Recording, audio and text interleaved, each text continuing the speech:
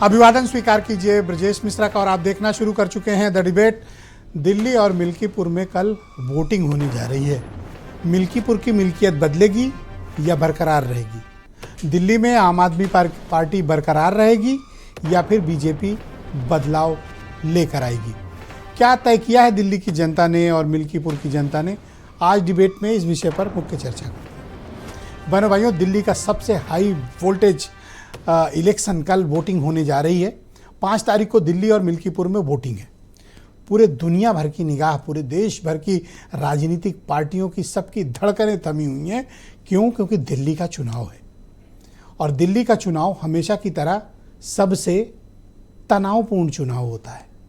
ऐसा क्या है दिल्ली में कि हर बार के चुनाव सामान्य विधानसभा के चुनाव के मुकाबले अत्यंत प्रतिष्ठापरक, डू एंड डाई वाले होते हैं?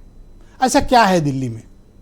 और दिल्ली के मतदाताओं का क्या करिश्मा है कि लोकसभा में वो बीजेपी के साथ, विधानसभा में केजरीवाल के साथ?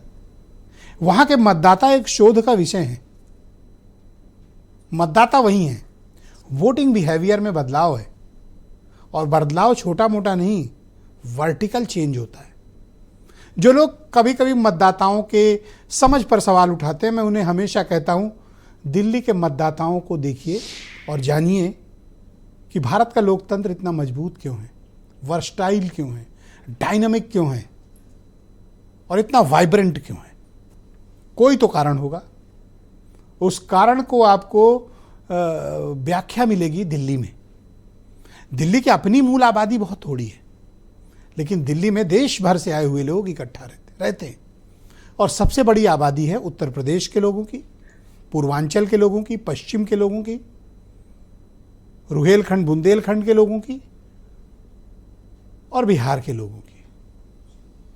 मैंने पिछली डिबेट में भी कहा था 29 से ज़्यादा सीटें पूरबीय तय करते हैं, फिर बची हुई सीटें 15-17 पंजाबियों के हाथ में, कंट्रोल में। और दिल्ली एक मिक्स्ड कल्चर की जगह है।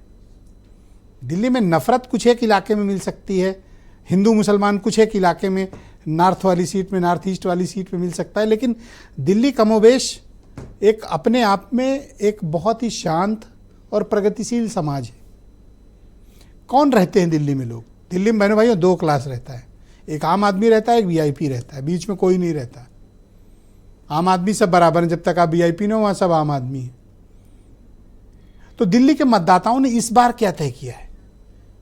क्या केजरीवाल को तीसरा टर्म देने के लिए दिल्ली की जनता तैयार है?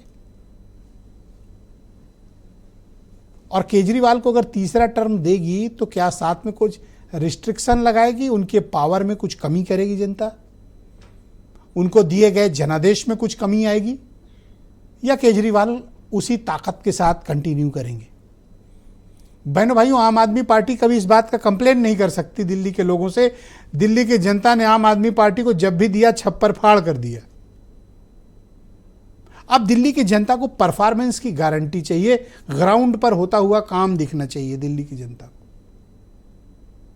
लेकिन जिस तरह से रायसीना हिल और दिल्ली के सिविल लाइन के बीच के झगड़े हैं, मतलब दिल्ली राज्य और केंद्र सरकार के बीच, आम आदमी पार्टी और भारतीय जनता पार्टी अपने राजनीतिक झगड़े के चरम पर है और दिल्ली उससे प्रभावित भी हो रहा है, इसमें कोई दो राय नहीं। बीजेपी सामूहिक नेतृत्व में लड़ रही है और आम आदमी पार्टी केजरीवाल के नेतृत्व में लड़ रही है। मुकाबला बेहद दिलचस्प है। कल मैं अरविंद केजरीवाल का ट्वीट देख रहा था। उन्होंने कहा 55 सीटें हमें मिल सकती हैं। पिछली बार उनकी जो 63 सीटें थी वो खुद अपनी कुछ सीटें कम कर रहे हैं। इसका मतलब कि मुकाबले में भारतीय जनता पार्टी को पहले के मुकाबले बढ़त है। सरकार बनाए नहीं बनाए एक अलग विषय, पर बीजेपी को बढ़त को केजरीवाल ने एक्सेप्ट किया है। ये बढ़त बीजेपी को कहां से मिल रही है, क्यों मिल रही है? कांग्रेस की भूमिका क्या है? क्या कांग्रेस दिल्ली में कोई प्रभावी भूमिका अदा कर रही है या वोट कटवा की भूमिका में है? दिल्ली किसी भी कीमत पर, भारतीय जनता पार्टी की जो टॉप लीडरशिप है वो दिल्ली किसी कीमत पर गंवाना नहीं चाहती। ये दिल्ली की लीडरशिप के लिए बीजेपी की अंतिम चुनाव है दिल्ली का। अगर वो हारे तो फिर केजरीवाल के सामने बीजेपी कभी दिल्ली के विधानसभा के चुनाव में खड़ी नहीं हो पाएगी। बीजेपी की वही हालत केजरीवाल करेंगे जो कांग्रेस की हुई। इसलिए बीजेपी को पता है कि उनका मुकाबला किसी सामान्य दल से नहीं है, समाजवादी पार्टी, कांग्रेस, टीडीपी या डीएमके टाइप से नहीं है, अरविंद केजरीवाल से। मैंने पिछली बार भी कहा था कि अगर बीजेपी 36 कला की माहिर है तो केजरीवाल एक और कला जानते हैं, 37 कला के माहिर हैं। बीजेपी को बीजेपी की स्टाइल से लड़ने का और जो कैंपेन करने का उनका तरीका है, ये देश भर में चर्चा का विषय बना हुआ है, जीत हार किसी की भी हो। एक बात बीजेपी के फेवर में भी इस बार जा रही है, बीजेपी में आपसी गुटबाजी खत्म कर ली दिल्ली में। जो उनकी सबसे बड़ी कमजोरी थी उसको उन्होंने ताकत में बदल लिया है, और ये बात केजरीवाल को परेशान कर रही है। आज हम मिल्कीपुर की भी बात करेंगे, कल भी की थी, आज भी करेंगे। तो मैं चाहता हूं कुछ स्टेटमेंट आप सुने और फिर दिल्ली और मिल्कीपुर पर समग्र चर्चा करेंगे। अब पूरी दिल्ली के माहौल से ये तो साफ हो गया है कि आम आदमी पार्टी ऐतिहासिक जीत की तरफ बढ़ रही है और भारतीय जनता पार्टी अपने एग्जिस्टेंस के सबसे बुरी हार की तरफ बढ़ रही है। तो भारतीय जनता पार्टी जाहिर तौर पे कुछ भी करेगी। सिर्फ झूठी घोषणाएं और झूठे वादों से सरकार नहीं बनती। अरविंद केजरीवाल, तुमने दिल्ली को धोखा दिया है, इसलिए बार बार तुम्हारी हताशा, निराशा तुम्हारे वक्तव्यों में दिखाई देती है। दिल्ली मन बना चुकी है। दिल्ली इस बार विकसित दिल्ली के लिए वोट करेगी, बेहतर दिल्ली के लिए वोट करेगी। भारतीय जनता पार्टी बहुत कुछ कर रही है, कार्यकर्ताओं को पकड़ रही है, डरवा रही है, धमका रही है, लाठी मरवा रही है। ये मिल्कीपुर की जनता इस देश में एक इतिहास कायम करेगी और भारतीय जनता पार्टी के अन्याय अत्याचार का खात्मा की शुरुआत यहीं से होगी। हम लोगों ने अपनी बात घर घर तक लोगों की पहुंचाई है। जो विपक्ष का एक नेगेटिव एजेंडा है उसको बेनकाब करने का काम किया है। उसके आधार पर जो मेरी लोगों से बातचीत हुई है, भारतीय जनता पार्टी बड़े अंतर से मिल्कीपुर उपचुनाव को जीतने जा रही है। तो बहनों भाइयों, आज की इस चर्चा को आगे बढ़ाते हैं। एसएन सिंह भारतीय जनता पार्टी के प्रवक्ता हैं, हमें दिल्ली से ज्वाइन कर रहे हैं। अनूप संडा समाजवादी पार्टी के प्रवक्ता हैं। अंशु अवस्थी उत्तर प्रदेश में कांग्रेस कमेटी की प्रवक्ता। देवकी नंदन मिश्रा जाने माने पत्रकार। और थोड़ी देर में हमें प्रियंका कक्कड़ आम आदमी पार्टी की मुख्य प्रवक्ता हैं, दिल्ली से ज्वाइन करेंगी। वीरेंद्र सिंह जी हमारे स्टेट हेड, स्वागत, धन्यवाद। एसएन सिंह जी, कार्यक्रम की शुरुआत आपसे। जितने भी सर्वे आए हैं, कहीं ऐसा नहीं लग रहा कि आप लोग आम आदमी पार्टी के रथ को रोकते कहीं से दिख रहे हैं। बढ़त जरूर है, लेकिन अरविंद केजरीवाल थम नहीं रहे हैं शायद। नहीं ब्रिजेश जी, देखिए अभी आपने ही दिखाया और आपने बताया भी कि भारतीय जनता पार्टी अच्छे मार्जिन से चुनाव जीत रही है। चूंकि आम आदमी पार्टी के मुखिया हैं वो स्वीकार रहे हैं कि हम अच्छी सीटें नहीं पा रहे हैं। अब होता क्या है ब्रिजेश जी, कई बार जो है हम गड्ढा तो खोदते हैं दूसरे के लिए, लेकिन स्वयं उसमें गिर जाते हैं। भाई ज्यादा भोजन करना, ज्यादा बोलना वो हानिकारक होता है। जब आप झूठ बोलते आपने कहा कि भाई जमुना में तो जहर छोड़ दिया गया है, हरियाणा के लोगों ने ऐसा कार्य किया है, तो हरियाणा से लगभग 12 ऐसी विधानसभा है जो बिल्कुल हरियाणा और दिल्ली मिक्स है। तो हरियाणा के लोगों को लगा कि इस तरह से हरियाणा का रहने वाला व्यक्ति हरियाणा के अपमान करने का कार्य कर रहा है। तो हरियाणा के लोगों ने मन बना लिया कि मुझे ऐसे झूठी पार्टी को तो वोट नहीं करना है, क्योंकि दिल्ली में तो सभी लोग रहते हैं भाई, उसमें कांग्रेस को मानने वाले भी रहते हैं, उसमें भारतीय जनता पार्टी को मानने वाले रहते हैं, और देश नहीं दुनिया के लोग रहते हैं। तो जब झूठ बहुत ज्यादा बढ़ गया तो मुझे लगता है कि वो उस झूठ ने इनका एक बहुत बड़ा नुकसान कर दिया। दूसरी आप देखिए भाई, आम आदमी पार्टी के मुखिया ने स्वयं कहा था ब्रिजेश जी कि अगर मैं यमुना सफाई ना करूं तो मुझे वोट मत देना। जनता कह रही है कि आपने कहा था कि हमको वोट नहीं करना है। भाई आपने क्या किया? ये तो कर्म प्रधान देश है और कर्म आपने किया नहीं। जमुना साफ हुई नहीं, जीरो। आपने कहा हम तो पेरिस लंदन की सड़कें बना देंगे, हुआ नहीं, जीरो। आपने कहा हम स्वच्छ पानी देंगे, हुआ नहीं, जीरो। तो जब सब कुछ जीरो हो गया तो निश्चित तौर पे परिणाम भी जीरो होगा। आपने कौन सा 5 साल अरविंद केजरीवाल को काम करने दिया? आपने तो उस व्यक्ति का जीना मुहाल कर लिया। पूरी लीडरशिप, सारे मंत्रियों को उठा के जेल में डाल दिया। आपके एलजी उनको काम नहीं करने देते हैं। आदमी वायदे कैसे पूरे करे? ब्रिजेश ये सवाल बनता है और पूछा भी जाना चाहिए कि भाई 8,000 करोड़ रुपए अगर भारतीय जनता पार्टी की केंद्र की सरकार देती है तो उसका क्या करते हैं, क्यों आप केवल प्रचार पे खर्चते हैं? और आपको तो एक मॉडल पेश करना चाहिए। पंजाब में तो पूर्ण राज की सरकार है, वहां के लोग कह रहे हैं कि भाई वहां तो केवल आपका साथ केवल पन्नू से हो रहा है और यहाँ पे आपका रोहिंग्या से साथ हो रहा है, विकास से तो आपका साथ नहीं हो रहा है। और मैं कह रहा हूं अगर भारतीय जनता पार्टी की सरकार ने आपको नहीं दिया तो शीश महल आप क्यों बनवा लिए? जो पैसा मिला वो जनता के ऊपर खर्चिए, क्योंकि जनता के लिए कोई कार्य करना नहीं था। आपने भ्रष्टाचार का वादा किया था कि कांग्रेस के भ्रष्टाचार के विरुद्ध जन्मी हुई यही एक आम आदमी पार्टी है और भ्रष्टाचार में आधा दर्जन मंत्री जेल में चले जाते हैं। तो मुझे लगता है कि जब दिल्ली की जनता के लिए आपने कोई कार्य नहीं किया, जीरो कार्य किया, तो इस नाते दिल्ली की जनता ने मन बना लिया भारतीय जनता पार्टी। देखिए आपके पास नेता नहीं है, उनके पास अरविंद केजरीवाल है। नहीं, अच्छी बात है। देखिए अरविंद केजरीवाल जी एक समय अन्ना के ईमानदारी का चादर ओढ़कर दिल्ली में आए थे और भारत समाचार बड़ी जिम्मेदारी से दिखाया कि दिल्ली की जनता को अब आम आदमी पार्टी नहीं खो सकती, क्योंकि दिल्ली की जनता ने भरपूर प्यार और आशीर्वाद आम आदमी पार्टी को दिया। लेकिन आम आदमी पार्टी ने टोयो वाली टॉयलेट और पता नहीं कौन सी ब्रिजेश जी एक ऐसी वो लगाए हैं टीवी जो लखनऊ के तो किसी शॉप में मिलेगी नहीं। तो जब इस तरह के कार्य आप करेंगे तो दिल्ली की जनता को लगा कि भैया ये 32 इंच का शर्ट तो पहनते हैं, बात तो बड़ी मीठी मीठी करते हैं, लेकिन कर्म तो ऐसा करते हैं कि स्वयं स्वीकार लेते हैं कि कई हजार करोड़ हमको जो है गोवा के चुनाव में खर्चना था, इस नाते हमने ऐसा गलत कार्य किया। तो जब आप गलत कार्य करेंगे और स्वयं कहेंगे कि अगर हम कार्य न करें तो हमको वोट मत दीजिएगा, तो दिल्ली का जनता का अच्छा एक बात बताओ, मैं मतलब पर्सनली बड़ा जिज्ञासु हूँ ये जानने में, और ट्विटर वगैरह भी मैंने देखा कितने गंदे गंदे वीडियो आम आदमी पार्टी के पे बनते हैं आप लोग के खिलाफ, क्या क्या नहीं आपके नेताओं को लिखते हैं। आप दुनिया भर के चुनाव में तो सबकी बड़ी बेइज्जती करते घूमते हो, पर केजरीवाल के सामने आपका वो कैंपेन चलता नहीं और वो आपके गंदे गंदे वीडियो बनाते हैं। नहीं ब्रिजेश जी, देखिए जो गंदा विचार का होता है वो गंदा व्यवहार स्वयं प्रस्तुत करता है। भाई एक मंत्री अपने ही पत्नी को कुत्ते से कटवा देते हैं और एक मंत्री जो है वो बुला के अपने ही पार्टी के राज्यसभा सदस्य को वो कुटाई पिटाई ठुकाई पता नहीं क्या क्या करते हैं। तो निश्चित तौर पे वो गंदगी दिखती है और उसका सुगंध बहुत दूर तक आ जाता है। इस नाते दिल्ली के लोगों ने कहा कि बड़ा झूठा आदमी है, बड़ा धोखेबाज आदमी है, बड़ा गंदा आदमी है। इस नाते दिल्ली के लोगों को एक विकास करने वाली सरकार चाहिए जिसने बड़े बड़े कॉरिडोर का डेवलपमेंट किया।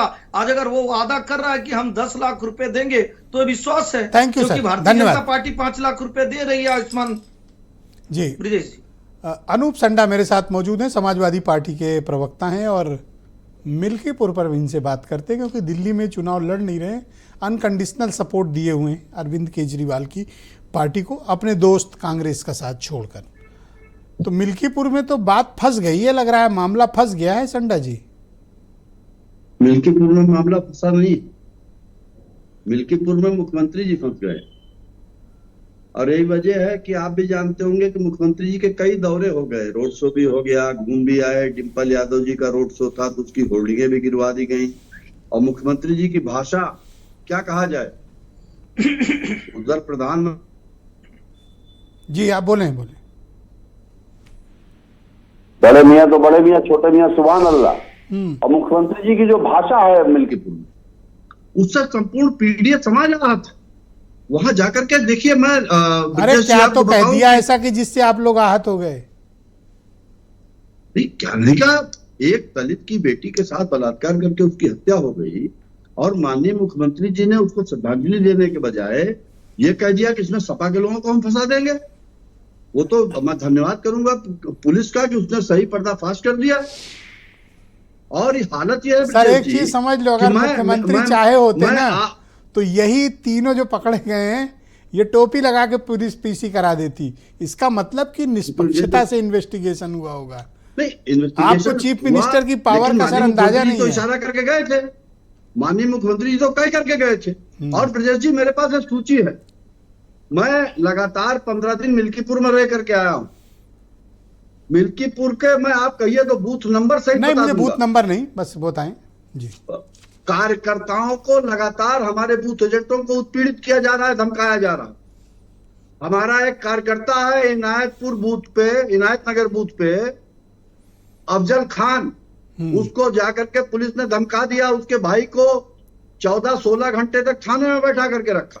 अरे अब नाम ऐसा है तो सर अब थोड़ा तो दबाव रहना रहेगा ना। नहीं तो अब आप अगर ये कहना चाहते हैं मैं कि भारतीय जनता पार्टी ने ये बात साफ कर दी है कि मुसलमानों के साथ भेदभाव करेगी, तो समाजवादी पार्टी इसको बर्दाश्त नहीं करेगी। जी हम सबकी बात करते हैं। Thank you sir. और ब्रजेश जी मेरी बात पूरी हो जाने दें, अभी तो आपने पूछे ही नहीं कुछ। वहां पे हालत यह है मिल्कीपुर में कि मिल्कीपुर में पीडीए समाज तो छोड़िए, पिछड़ा दलित अल्पसंख्यक तो छोड़िए, सर्व समाज जो है, भारतीय जनता पार्टी ने जिस तरीके से गुजरात से स्काईलैब से एक प्रत्याशी उतारा है। ओके नेक्स्ट क्वेश्चन है मेरा, भाजपा ये बार बार अवधेश पासी रो रो कर आप ये कौन सा माहौल बना रहे हैं? ब्रजेश भाई ये रो कर वोट मांग रहे हो सर? एक बात बताइए कि अगर किसी 80 साल के बुजुर्ग जनप्रतिनिधि को उसके समाज की बेटी से बलात्कार और हत्या हो जाए, उसके ऊपर रोना आ जाए, तो माननीय मुख्यमंत्री जी की भाषा जो उन्होंने कहा कि कुत्ते हैं, कुत्ते की पूंछ है, क्या क्या बोला। कल तो मैं था उस सभा में भी माननीय अखिलेश यादव जी की, माननीय अवधेश प्रसाद जी आया था और पूरा समाज सर जब आप पब्लिक पर्सनालिटी हो और और है कि माननीय मुख्यमंत्री जी इस तरह के, अब जैसे कोई पत्रकार गया, अब हम रिपोर्टिंग कुछ समाज करते के करते लिए। अब सब पत्रकार रोने लगे, तो फिर तो रिपोर्टिंग हो गई सर। नहीं देखिए कोई नेता, अच्छा एक बात बताइए, अब ये फर्क जरूर है कि कुछ नेता ऐसे हैं कि जो सदन में रो लेते हैं अपने ऊपर मुकदमा होने पे। अवधेश प्रसाद जी, अगर एक दलित की बेटी के साथ बलात्कार हुआ, उसकी हत्या हुई, तो उसके ऊपर अगर उनकी पीड़ा सामने आ गई तो मुख्यमंत्री जी को बुरी लग गई। ये अनूप सवाल जी है। मेरे साथ मौजूद अवधेश रहिएगा, प्रसाद मैं जी, थोड़ा सा डिबेट को आगे बढ़ाना चाहता हूँ और दिल्ली ले चलता हूँ। आज बड़ी भारी डिमांड है प्रियंका कक्कड़ की और वो स्टूडियो से खाली नहीं हो पा रही हैं, एक जगह बैठती हैं, 3 कैमरे पीछे और लगे होते हैं। अब वो असमंजस में है कि आज डिबेट में फंस गए हैं। ये उनकी चुनाव के पहले की ये अंतिम डिबेट है, क्योंकि इसके बाद उन्हें बयान नहीं देने, डिबेट ये उनकी अंतिम है। मैडम ऐसा लग रहा है कि मामला फंस गया है क्या कुछ? ब्रजेश जी सभी को नमस्ते। ब्रजेश जी ऐसा कुछ भी नहीं है और मैं आपको बता सकती हूँ कि भारी बहुमत से आम आदमी पार्टी जीतने वाली है। हाँ, इन्होंने बहुत सारी कोशिशें की हैं और हमने भी उन कोशिशों को नाकाम करने की बहुत सारी कोशिशें की हैं। इन्होंने जितने भी काले कारनामे दिल्ली में पॉसिबल हैं वो किए हैं। ये अभी एजेंसीज का दुरुपयोग कर रहे हैं, ये भी सार्वजनिक है। हम लोग काम के नाम पर वोट मांग रहे हैं। हमने जो काम किए हैं, हमने आज मैं आपका ही शो देख रही थी उस दिन कि आपके उत्तर प्रदेश में अब 5 बजे के बाद बत्ती गुल हो जाया करेगी, क्योंकि भरपाई करनी है और इसके समर्थन में थे बीजेपी और बीजेपी के अलायंस पार्टनर्स। दिल्ली में 24 घंटा बिजली आती है और यहाँ पर सबसे सस्ती बिजली मिलती है, ये आम आदमी पार्टी ने किया। अरविंद केजरीवाल जी ने खुद खड़े होकर ट्रांसफॉर्मर्स, तारे, ये सब इंफ्रास्ट्रक्चर वर्क में काम ऐसे कराया जैसे वो अपने घर का काम कर रहे हो। तो दिल्ली वालों ने ये सब देखा है। भाजपा की अपनी तरकीबें चल रही हैं, काला धन बांटना चल रहा है, झुग्गी वालों को, क्लस्टर वालों को डराना चल रहा है, वहां पे बहुत बहुत चीजें चल रही है। उसमें बट इस बार ऐसा लग रहा है, देखिए बीजेपी ने जो अपनी सबसे बड़ी कमजोरी पता है कि उस कमजोरी को खत्म किया। गुटबाजी नहीं दिखी इस बार बीजेपी में और आपको उन्होंने घेर कर चुनाव लड़ा है। पहली बार ऐसा लग रहा है कि आपकी जवाबदेही तय हुई है। नहीं, मैं डिसएग्री करूंगी इससे थोड़ा। देखिए इस बार बीजेपी के पास वो यूजुअली सीएम चेहरा अनाउंस करते हैं दिल्ली में, उनके पास कोई सीएम चेहरा नहीं है। 68 ही उनके पास कंटेस्टेंट्स हैं, 2 उन्होंने अपनी किसी सहयोगी पार्टनर्स को दिए, जबकि उनके बाकी जो सहयोगी पार्टनर हैं वो अलग लड़ रहे हैं दिल्ली में। उनके अंदर आपसी बीच में बहुत कले हैं। आपने देखा होगा कि कैसे इन्होंने साइलेंट ही करवा दिए अपने कितने सारे जो कैंडिडेट्स हैं, क्योंकि वो जब मुंह खोलते हैं, गाली गलौज करते हैं, तो उनमें आपसी प्रॉब्लम्स बहुत चल रही हैं अंदर बीजेपी में। अच्छा, मैं कहूं कि चलिए परवेश वर्मा को सीएम कैंडिडेट मान लेते हैं, आपको एतराज है कुछ? मुझे एतराज इस बात का होगा कि दिल्ली की जनता बहुत सभ्य जनता है। यहाँ पे गाली गलौज टाइप लोगों को पसंद नहीं किया जाता, पढ़े लिखे लोगों को पसंद किया जाता है। और अरविंद केजरीवाल जी एक IITN, एक कॉमन मैन, वो रिजन ऑफ द रैंक्स हैं। दूसरी तरफ एक पूर्व मुख्यमंत्री के बेटे हैं परवेश वर्मा जी, उन्होंने बहुत सारे काले कारनामे किए। इस बार तो पथराव करवा दिया। रोहित त्यागी और शैंकी करके 2 बहुत कुख्यात क्रिमिनल्स हैं, उनके डिफेंस में भी आके प्रेस वार्ता की परवेश वर्मा जी ने, और साथ ही इलेक्शन कमीशन से आधा किलोमीटर की दूरी पर उन्होंने बहुत सारे इलीगल एक्ट्स किए, पूरा चुनौती देते हुए कानूनों को। दो और उनकी मुद्दे थे जिन previous पे इस videos बार उठा के आप लोग देखिए तो वो कैसी विभाजनकारी डिफेंड नहीं राजनीति कर के पाए। लिए। मुद्दा नंबर 1 यमुना की सफाई, मुद्दा नंबर 2 मुख्यमंत्री आवास जिसको बीजेपी ने शीश महल कहा। देखिए, मुझे लगता है कि हमने तो बहुत साफ मीडिया को भी कहा कि आप देख लीजिए जो 6 फ्लैगस्टाफ रोड जिसको आप शीश महल कह रहे हो, राजमहल भी खोल दीजिए, देखने दीजिए लोगों को। और इन्होंने जितनी भी वीडियो सर्कुलेट की, आपने देखा होगा उसमें कुछ भी ऐसा नहीं था जहाँ ना सोने की टॉयलेट थी, ना स्विमिंग पूल था, ना मिनी बार थी। बस इनकी बदनाम करने की साजिश रही है शुरू से ही, 2014 से ही ये बदनाम करना चाहते हैं, क्योंकि ये अपने 20 राज्यों में कहीं आज तक ऐसी कोई सुविधा नहीं दे पाए जो अरविंद केजरीवाल जी ने दिल्ली में दी। तो ये बदनाम करने की राजनीति करते हैं। जहां तक आपका पहला आरोप है, तो यमुना जी के बारे भी हमने बहुत बताया कि ये अरविंद केजरीवाल जी का ड्रीम प्रोजेक्ट था जो इनकम्प्लीट रह गया। हमने ये आरोप नहीं लगाया कि उत्तर प्रदेश सरकार के ऊपर हाल ही में सुप्रीम कोर्ट ने 60 करोड़ का फाइन लगाया और कहा है कि तुमने यमुना को नरक बना दिया। ये बकायदा सुप्रीम कोर्ट ने कहा है और 60 करोड़ का फाइन लगाया है। हम काम कर रहे हैं, हमने काम किया है, ये काम अधूरा रह गया और हम अगले कार्यकाल तक कर देंगे। ये भी बताया कि अधूरा इस वजह से रह गया कि जब फरवरी 2020 में हमारी सरकार बनी तो 2.5 ईयर्स तक तो कोविड रहा, सब शटडाउन रहा, और उसके बाद हमें फर्जी केसेस में इन्होंने दो इंपॉर्टेंट क्वेश्चन है इज बिहाइंड अस। प्रश्न नंबर 1, अगर आप दिल्ली की सत्ता में आते हैं और केंद्र सरकार के साथ आप लोगों के जैसे राजनीतिक ताल्लुकात हैं, दिल्ली का काम फिर प्रभावित होगा, कैसे मैनेज करिएगा? देखिए, इन्होंने हमें फ्री बिजली भी आसानी से नहीं करने दी थी। इन्होंने दिल्ली में जो 4 लाख सीसीटीवी लगा, जो पेरिस और लंदन से ज्यादा है, वो भी आसानी से नहीं हुआ था। उसके लिए भी हमने सारे काम करवाए ना, तो ये काम भी होगा। सारे काम होंगे। बस ये हो जाता है कि अरविंद केजरीवाल जी काम को लेकर बहुत इम्पेशेंट रहते हैं। उनको लगता है कि देश जल्दी विकसित बनना चाहिए, सबके पास अच्छी शिक्षा जल्दी पहुंचनी चाहिए, तो इस बात की लड़ाई लेती है। अगर हम उनको चाहिए कि जो काम 10 साल में होने हैं वो 5 साल में होने चाहिए। बहुत से दर्शक जो काम 5 साल के वो 10 साल के हो जाते हैं, मुझसे कह रहे हैं वजह से और पूछ रहे हैं, ये आप लोग बीजेपी के खिलाफ बड़े गंदे गंदे वीडियो बनाता है आप लोग, क्यों ऐसा करते हैं आप लोग?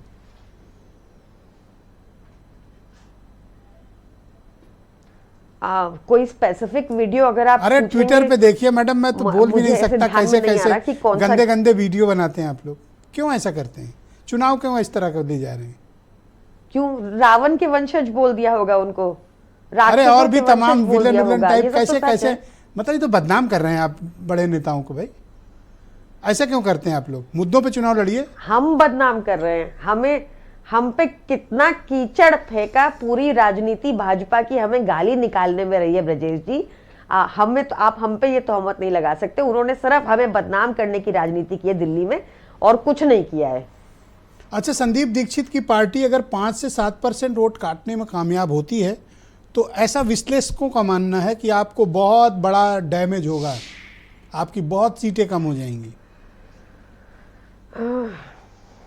ब्रजेश जी, ऐसा होगा नहीं। कांग्रेस अपना रिकॉर्ड मेंटेन रखेगी पिछले 3 विधानसभा का। बेइज्जती कर रही हैं आप कांग्रेस की? जी, आप ये तो ऐसा कह के मुझे लगता है बेइज्जती कर रही हैं कांग्रेस की।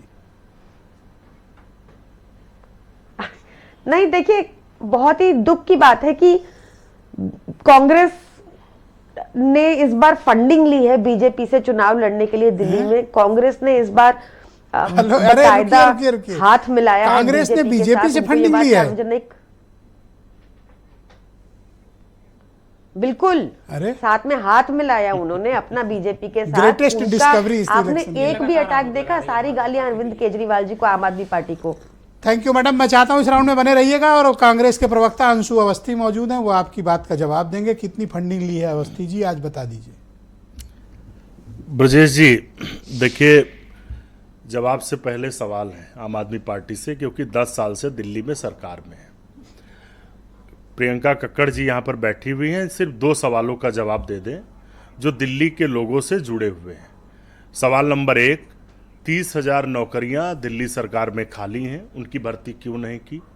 सवाल नंबर 2, कांग्रेस सरकार के समय जेएनयू-आरएम के तहत 50,000 फ्लैट, 50,000, थोड़े मोड़े नहीं, 50,000 फ्लैट बनाए गए थे। अरविंद केजरीवाल की अपनी सनक ने 10 साल उन फ्लैट को खाली रखा, जो गरीब लोगों को, निर्बल आय वर्ग के ईएसडब्ल्यू लोगों को दिए जाने थे, वो खंडहर हो रहे हैं। इन्होंने ऐसा धोखा क्यों किया गरीब लोगों के साथ? इन 2 सवालों का जवाब तो दिल्ली की जनता इसे तीसरा पूछ एक रही है। सवाल क्यों नहीं पूछ रहे हो कि आपके साथ धोखा क्यों किया और कह दिया जी हम अकेले लड़ेंगे, वो भी पार्लियामेंट के बाद? जी कोई धोखा नहीं। क्या कांड किया आपके साथ अरविंद केजरीवाल ने? नहीं, कोई कांड नहीं। देखिए, आप सो रहे थे, सुबह प्रेस कॉन्फ्रेंस करके दिल्ली में प्रियंका कक्कड़ जी ये कह रही थी, मेरे इन 2 सवालों का तो जवाब इनके पास मैं ले नहीं लूंगा है। उनसे, हम आगे बढ़ते लूंगा। पहला राउंड में कोई इंटरप्शन नहीं चाहिए। दिल्ली की जनता ने 10 साल इनको अच्छा खासा समय दिया। मैं वैगनार से चलूंगा, घर नहीं लूंगा, अपना हवा महल बनाया जा रहा है, शीश महल बन रहा है, लेकिन 50,000 आवास खाली रहे। आज की डेट में दिल्ली फिर से 3 साल की बात करें ना, उससे पहले के 3 साल को दिल्ली की जनता याद कर रही है। वो शीला दीक्षित के कार्यकाल को याद कर रही। मैं भी दिल्ली चुनाव में था, वापस आया हूं। मैंने देखा कि जो इन पिछले 2 चुनावों में नहीं हुआ वो इस चुनाव में हो रहा है। लोग शीला दीक्षित जी के कामों को याद कर रहे हैं। शीला दीक्षित ने जो वहां पर चौड़ी सड़कें बनाई, फ्लाईओवर बनाए, नहीं, अब वो तो सीवरेज दुनिया में सिस्टम नहीं है। नहीं, इसलिए याद कर रही कि जो केजरीवाल ने दिल्ली के लोगों आपको क्यों ऐसे वोट मिलेगा? आप कौन आपके यहाँ है जो शीला दीक्षित जैसा काम कर लेगा? कोई है? क्यों नहीं, विजन है ना हमारे पास। कौन है? हमारे पास विजन है, नेता है, नेताओं की श्रृंखला 2-4 है। नाम तो बताओ। नाम बता देंगे। काम की बात यह है कि शीला दीक्षित जी ने पूरा एक वहां पर सिस्टम बनाया, ग्रीन पॉकेट बनाए, सड़कें बनाई, सीवरेज सिस्टम बनाए, बिजनेस कॉम्प्लेक्स बनाए। लेकिन इन्होंने तो जो 50,000 फ्लैट हम बना कर गए थे उनको 10 साल में आवंटित नहीं कर पाए, बनाना तो छोड़ दीजिए। तो इनकी नीयत पर सवाल है। दिल्ली के लोग इन झूठ से, इनकी नौटंकी से परेशान है। दिल्ली में बदलाव होने जा रहा है और आप देखिएगा। ये आपको कब पता चला कि ये आम आदमी पार्टी वाला लोग बड़ा झूठा लोग है? झूठा ये है अभी ना? हाल फिलहाल 4 जून के बाद या उसके पहले पता था? झूठे तो हैं ही है, धोखेबाज भी हैं। अच्छा, क्या कहा था इन्होंने जब शाहीन बाग में महिलाएं प्रदर्शन कर रही थी? क्या कहा था कि Thank you, मुझे sir. यहाँ का लाइन ऑर्डर दे दीजिए, 24 घंटे में सफाया करा दूंगा। दिल्ली के दंगों में क्या कहा था, जहां पर 53 में 40 मुसलमान मारे गए थे? गृह मंत्री को पत्र लिखकर कि यहां पर सेना लगाई जाए। प्रियंका कक्कड़ के पास जवाब नहीं इन बातों का। हाँ, सब देंगे, एक जवाब मिलेगा। मैं देवकी नंदन मिश्रा जी, बहुत जाने माने पॉलिटिकल एनालिस्ट हैं, उन्हें आमंत्रित करता हूं। बताइए, दिल्ली में और मिल्कीपुर में क्या माहौल है मिश्रा जी? देखिए, सबसे पहले तो दिल्ली की बात चूंकि चल रही है, इस नाते दिल्ली की बात सबसे पहले कंटिन्यू करता हूँ। उसी पे ज्यादा है। देखिए, दिल्ली में करीब सिंह काफी तनाव में। दिल्ली, देखिए अपनी बारी का वेट कर रहे हैं बेचारे। हाँ, बोलो, कंटिन्यू। 98 में जो भारतीय जनता पार्टी की उस समय की सबसे तेज तर्रार नेता सुषमा स्वराज थी, बीजेपी उनको लेकर के आई थी, चीफ मिनिस्टर बनाई थी, और उनके खिलाफ 6 महीने में शीला दीक्षित ने उनको सत्ता से बाहर कर दिया था और आई, तब से बीजेपी सत्ता में नहीं आई है। ये जो चुनाव हो रहा है, ये बाइपोलर चुनाव है। लोग ये कह रहे हैं कि कांग्रेस लड़ रही है, मुझे कहीं दिखाई नहीं दिया कांग्रेस लड़ रही है। और कांग्रेस जो लड़ती हुई दिख भी रही है, वो लास्ट में क्या होगा, जिस दिन वोट पड़ेगा, मतलब कल वोट पड़ना है, आज से ही ये स्थिति बदल रही है कि वो सारे वोट जो कांग्रेस के थे, जो कांग्रेस की तरफ विचार भी कर रहे थे, वो सब आम आदमी पार्टी की तरफ चले। ऐसा क्यों? ये ऐसा इस वजह से, बीजेपी में भी तो जा सकते हैं। नहीं, बीजेपी को नहीं जा रहे हैं। दरअसल वहां आम आदमी पार्टी 13 साल से सत्ता में है, तो लोगों को उनके खिलाफ एंटी इनकम्बेंसी है, इसमें कोई दो राय नहीं। बीजेपी ने ऐसा माहौल बनाने की कोशिश की है कि केजरीवाल भ्रष्ट हैं, केजरीवाल शीश महल है, केजरीवाल यमुना नहीं साफ किए, ये सारा माहौल बीजेपी ने बनाया। लेकिन इसके नाम पर वोट नहीं है। शीश महल कोई मुद्दा नहीं है, यमुना कोई मुद्दा नहीं है, कौन यमुना में नहाने जा रहा है? मीडिया में चर्चा हो रहा है, देखिए सारे नेशनल मीडिया पर डिबेट हो रही है, आप कह रहे हैं मुद्दा नहीं है। ये सारा मीडिया क्रिएटेड, ये सब मीडिया क्रिएटेड। कल से मैं सर्वे देख रहा हूं, सब लोग आम आदमी पार्टी को आगे दिखा रहे हैं और बीजेपी को 3 सीट नीचे दिखा रहे हैं। मैं जो कह रहा हूं, आम आदमी पार्टी, चलो बोल दो, अच्छा नोट कर लेता हूं। नोट कर लीजिए, 50 सीट से ऊपर आम आदमी पार्टी रहेगी। तो फिर तो 63 से बहुत नीचे, 13 सीटों का नुकसान है। पहले ही मैंने कहा कि एंटी इनकम्बेंसी उनके खिलाफ है, कांग्रेस भी 1-2 सीट जीत सकती है। केवल 1-2 सीट जीत सकती है। लेकिन कांग्रेस का जो वोट है पिछली बार 4% वोट था। केजरीवाल खुद कह रहे हैं हमारी 55 से ज्यादा नहीं आएंगी। ठीक कह रहे हैं, और महिलाएं निकले तो फिर 60 आएंगी। आपको मैं बताऊं, संदीप दीक्षित ने एक इंटरव्यू में कहा था कि केजरीवाल पहले सेफोलॉजिस्ट हुआ करते थे। संदीप दीक्षित जब चुनाव लड़ रहे थे लोकसभा का, तो केजरीवाल उनके पास गए थे कि मैं आपका कैंपेन करूंगा। तो वो सेफोलॉजिस्ट हैं, इसमें कोई दो राय नहीं है, वो एकदम सही आकलन कर रहे हैं। 50 से ज्यादा सीट आम आदमी पार्टी जीतेगी। बीजेपी वहां लड़ जरूर रही है, ये मीडिया में दिख रहा है कि वो लड़ रही है, लेकिन जमीन पर उसका आधार नहीं है। जो आपने पहले ही इंट्रो में कहा कि दिल्ली के लोग एकदम अलग हैं, अलग तरीके से सोचते हैं। अरे मैं तो शोध करवा रहा हूं, 3 रिपोर्टर अलग से हैं जो शोध करते हैं कि दिल्ली के लोगों का इतना दिमाग कहां से आता है। नहीं, मैं बता रहा हूं क्यों आ रहा है। वहां पर 90% एजुकेशन है, 90% से ज्यादा। अरे सब इधर गोंडा बहराइच श्रावस्ती वो जो गोंडा बहराइच से यहाँ छाप छाप के वोट करता है और वहां अलग अलग वोट करता है सब यहीं का लोग है, यहीं का लोग। 60 लाख लोग जो है पूरे उत्तर प्रदेश और बिहार का जो हिस्सा लगता है, पूर्वांचल जिसे कहा जाता है, पूरे उत्तर प्रदेश और बिहार के 60 लाख लोग हैं। मनोज तिवारी जैसा व्यक्ति जब दिल्ली में 5 साल तक प्रदेश अध्यक्ष हो बने रहे, वो पूर्वांचलियों का वोट नहीं ले पाए, तो ये क्या लेंगे? एक पॉइंट। दूसरा पॉइंट, तो ये लोग उनके खिलाफ नहीं, कोई खिलाफ नहीं के गंदे गंदे कैंपेन चलाते हैं। वो सब बात नहीं है। और तीसरी बात ये है, बेचारा कहीं सभा करता है, अरविंद केजरीवाल को वहां एक गान मैं तो सुनता नहीं, ये लोग ले आते हैं। अरविंद केजरीवाल को वहां कास्ट फैक्टर का भी बड़ा फायदा मिल रहा है। देखिए, वहां 12 सीटें ऐसी हैं जो मुस्लिम डोमिनेटेड हैं, उसमें से 1 सीट बीजेपी नहीं जीतने वाली है। इसके अलावा जो 24 सीटें ऐसी हैं जिस पर आम आदमी पार्टी का पूरा सराउंडिंग का एरिया है, जहां पर सारे आपके मुताबिक आम आदमी पार्टी को फिलहाल बढ़त है, और बीजेपी बेहतर कर रही है। बीजेपी बेहतर करेगी। बीजेपी का देखिए 15% वोट का डिफरेंस है, 15% वोट का डिफरेंस था पिछले चुनाव में। इस चुनाव में वो घट करके 12 से 13% आ जाएगा, 2 से 3%। वीरेंद्र जी भी हमारे साथ आ चुके हैं, और कांग्रेस को 1 से 2% का फायदा। वीरेंद्र जी, क्या फीडबैक है आपके पास दिल्ली से? आप तो बड़ा सक्रिय रहे दिल्ली के चुनाव में और मिल्कीपुर पे, तो बताइए क्या फीडबैक है? देखिए, चुनाव तो साफ है कि काफी कड़ा चुनाव है, लेकिन ये चुनाव सीधा चुनाव है। चाहे मिल्कीपुर में देखेंगे, चाहे आप दिल्ली में देखेंगे। दिल्ली में कांग्रेस जरूर लड़ रही है, लेकिन उसकी हालत बसपा से भी अच्छी नहीं होने वाली है। उन दोनों से बेहतर शायद ओवैसी की पार्टी की स्थिति हो, क्योंकि 2 सीटों पर ओवैसी भी चुनाव लड़ रहे हैं। दिल्ली चुनाव इतना बड़ा चुनाव है कि भले पूर्ण राज्य नहीं है, पुलिस नहीं है, रेवेन्यू नहीं है, ट्रांसफर पोस्टिंग का अधिकार नहीं है, लेकिन चूंकि देश की राजधानी है, तो वहां पर जो विवाद होता है वो अपने आप में पूरी देश की निगाह में आता है और आकर लोगों को खींचता है। ब्रजेश जी, 3 सीट भाजपा के पास थी अब की वाले विधानसभा में।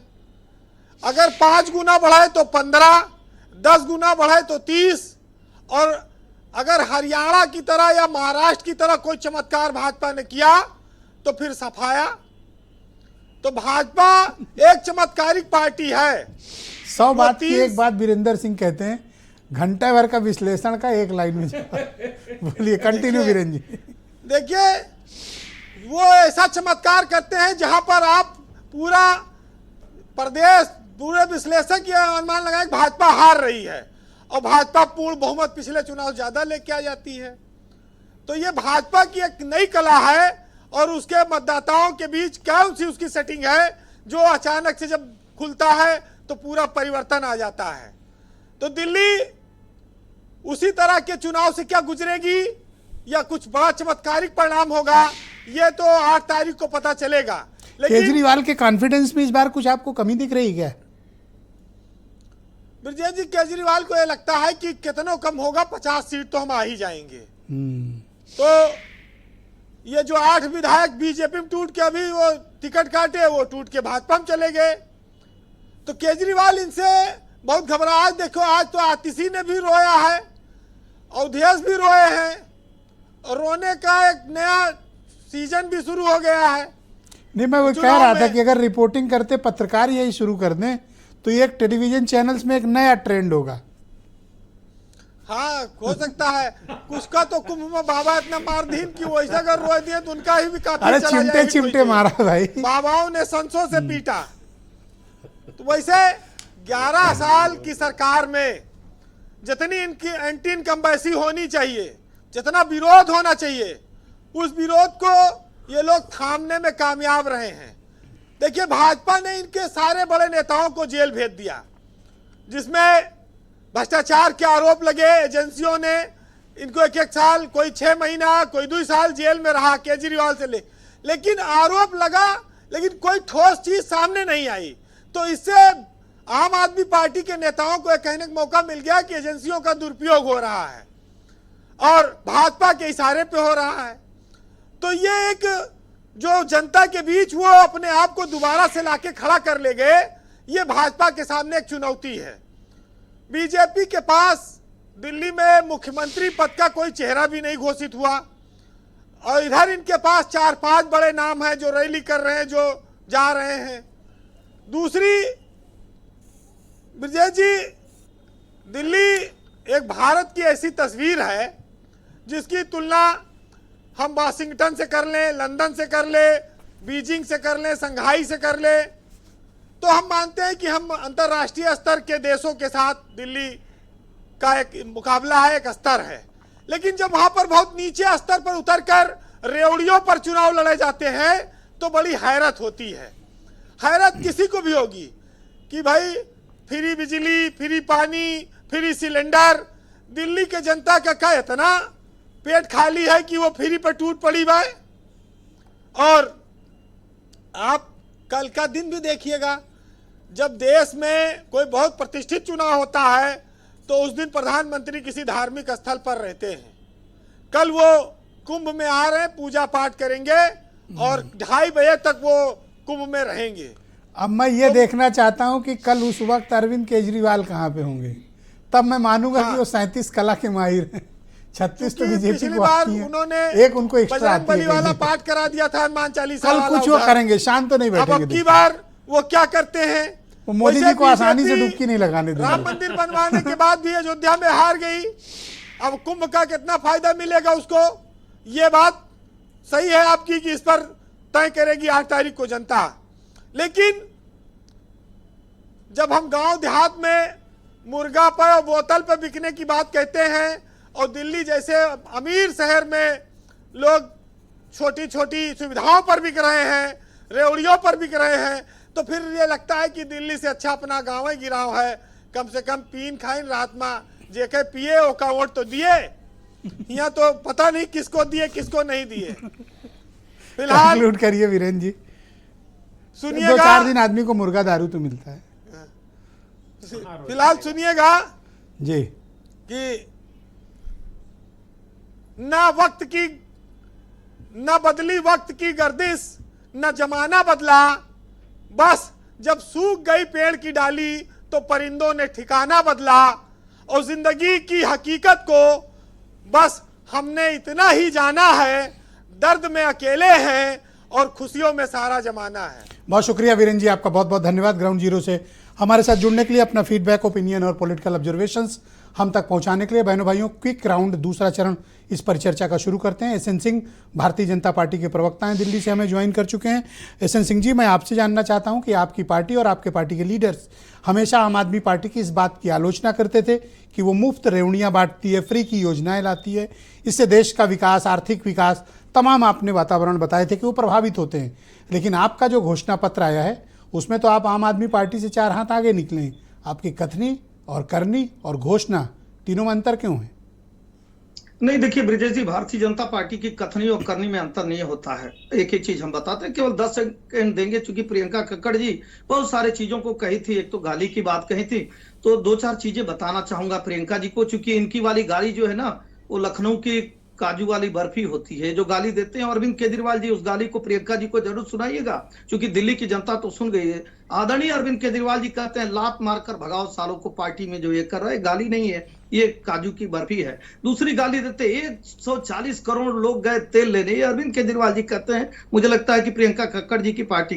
कौन है एलजी, कौन होता है एलजी, बता दो इन टुल्लों को, पुलिस के लिए कर रहे हैं। मोदी से बड़ा कोई देशद्रोही नहीं है। अरे केजरीवाल तो पेंट गीली कर दिया है विपक्ष का, डंडे की साइज की कमी नहीं है। ये सारी बातें अरविंद केजरीवाल जी कहते हैं। और सब छोड़ दीजिए भाई, इन्हीं की पार्टी की राज्यसभा सदस्य जिनका बाल पकड़ के घसीटा जाता है, देते हैं। इनसे पूछे आपने विकास की बात, प्रियंका कक्कड़ विकास की बात बता ही नहीं पा रही थी, गाली पे चली गई। यही तो पूछा गया किससे पूछकर, एक से एक फ्री। एक एनजीओ की रिपोर्ट आती है कि जो लड़के दारू नहीं पीते थे जब इनकी स्कीम नहीं आई थी, 40% युवा लड़के। एसएन सिंह जी, आपने बड़े स्मार्टली मेरे सवाल को गुमराह कर दिया। आपसे मैंने पूछा कि भाई वो मुफ्त की रेवड़ी थे, तो आप तो रेवड़ा ले आए हैं सर ठेले में लाद के। नहीं, अब देखिए ना ब्रिजेश जी, हमने क्या किया, हमने 12 लाख रुपए तक की आयकर मुक्त कर दिया। उससे किसको लाभ नहीं है। हमने कहा कि हम 10 लाख रुपए तक का मुफ्त में इलाज देंगे और दे रहे हैं गरीबों को। ये रेवड़ी नहीं है।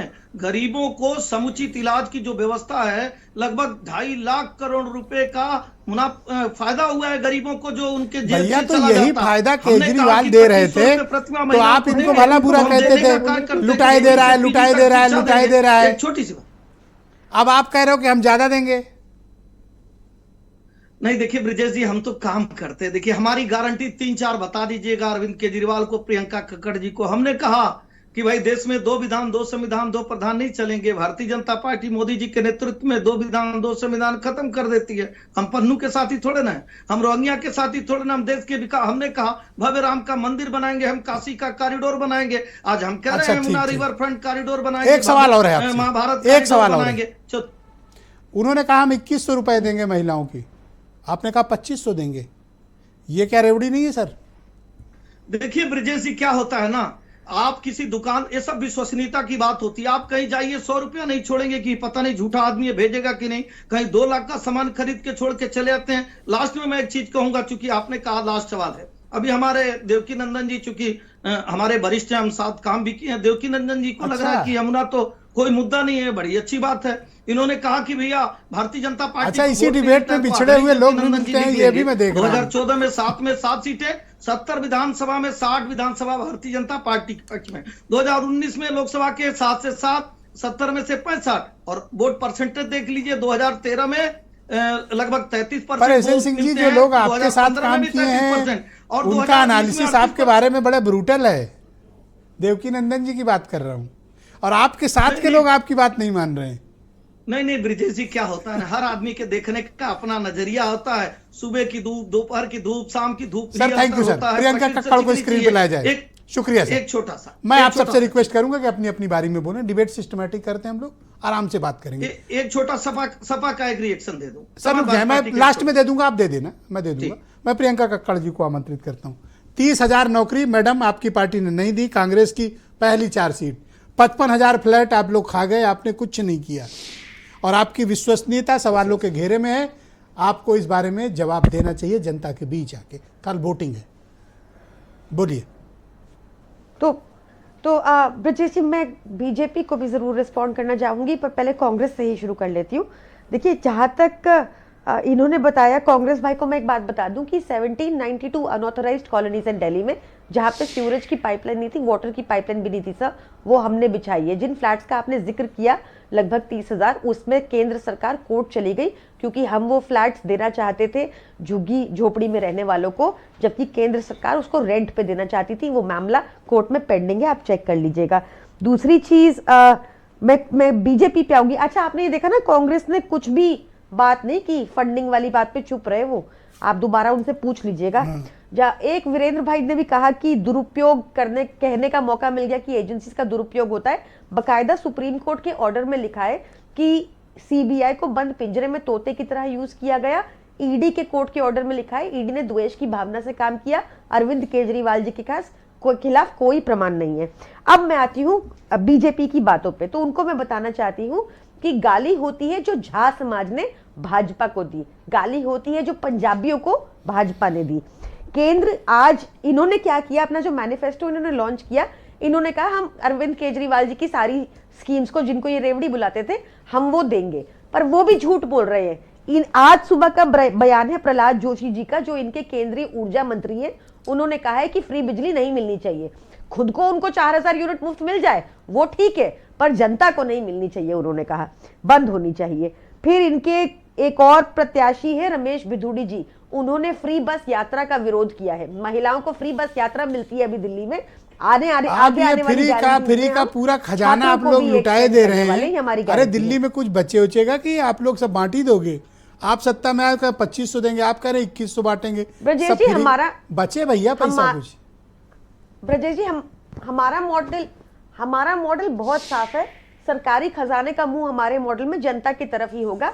जनता से टैक्स पे मिलने वाले पैसे का पहला हक जनता के ऊपर होना चाहिए, ना कि पूंजीपति मित्रों का, जो भाजपा के मॉडल में है कि सरकारी खजाने का मुंह सिर्फ 400-500 पूंजीपति मित्रों की तरफ है। आप हमारी स्कीम्स की अगर वैल्यू लगाएंगे तो करीब 25,000 रुपया बचत प्रति महीना हर एक की होती है। आप सोचे, एक तरफ भाजपा की ये कहाँ का कैलकुलेशन में देख रहा हूँ 3-4 दिन से आप लोग मीडिया में पूरा माहौल बनाए हैं कि जी आपका 25,000 महीने का नुकसान हो जाएगा। मैडम ये तो काल्पनिक बातें हैं। मैं आपको बता देती हूँ कैसे, मैं आपको बता देती हूँ। मैं आपको एक छोटा उदाहरण देके बता देती हूँ। देखिए 200 यूनिट बिजली तो फ्री है ही, 400 यूनिट आधे में मिलती है और देश की सबसे सस्ती बिजली दिल्ली में मिलती है। मैं सिर्फ बिजली का उदाहरण देके बता देती हूँ आपको। जब 400 यूनिट बिजली दिल्ली में सिंह जी प्लीज मैं दूंगा सर समय, आप जवाब दीजिए। 400 यूनिट बिजली जी आप कंटिन्यू मैडम कंटिन्यू। वो 400 यूनिट बिजली मुंबई में 4500 की मिलती है। मेरे ख्याल से 400 यूनिट बिजली यूपी में 2700 की मिलती है। अरे हमसे तो वो 400 यूनिट बिजली दिल्ली में हमारे तो कंधे पे हाथ रखेंगे तो हम लोग रोने लगेंगे, बिजली इतनी महंगी है। हाँ तो हम आपको बता रहे हैं कि हमारे यहाँ पर एक सरकारी खजाने का मुंह हमने पूरा का पूरा जनता की ओर किया हुआ है और ये रहेगा।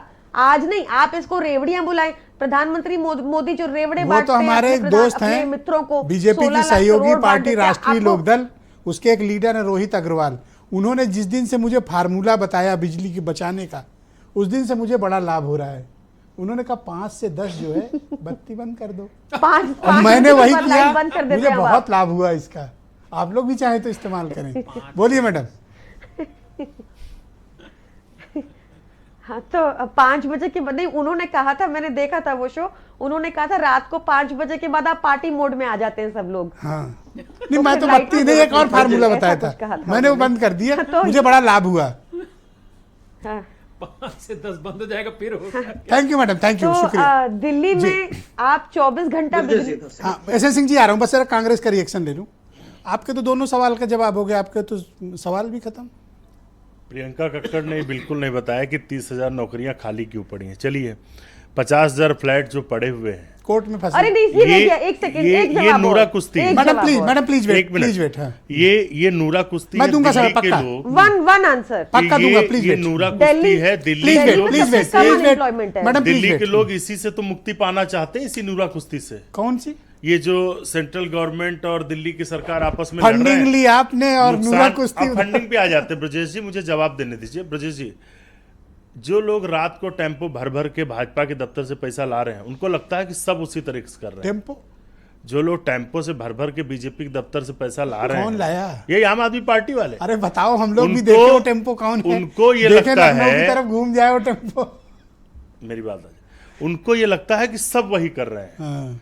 अकेली कांग्रेस ऐसी पार्टी है जिसका वैचारिक हमारा उनका मतभेद है, हमारी विचारधारा अलग है, सब एक दूसरे से मिले हुए हैं।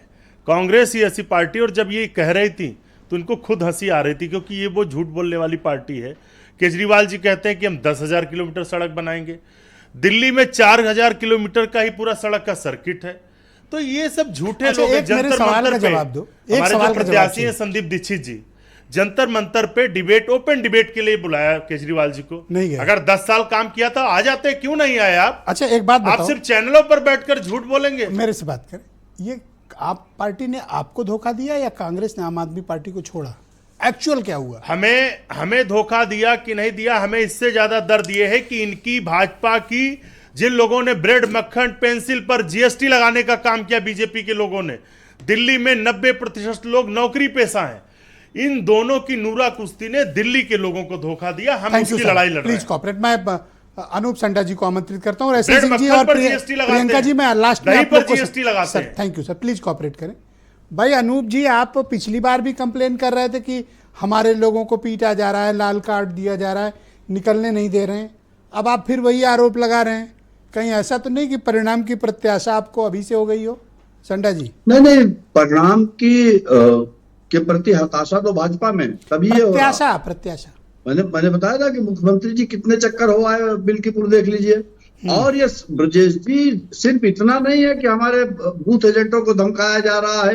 104 साल के बुजुर्ग हैं, उनके सुपुत्र यूट्यूब चैनल चलाते हैं और मुझे मिल्कीपुर में कार्यालय मिले। उन्होंने कहा कि मेरे पिताजी को जाकर के कहा है कि चचा आप मत निकलिएगा घर से। और बीएलओ पर्चियां नहीं पूरी तरीके से बांट रहे हैं।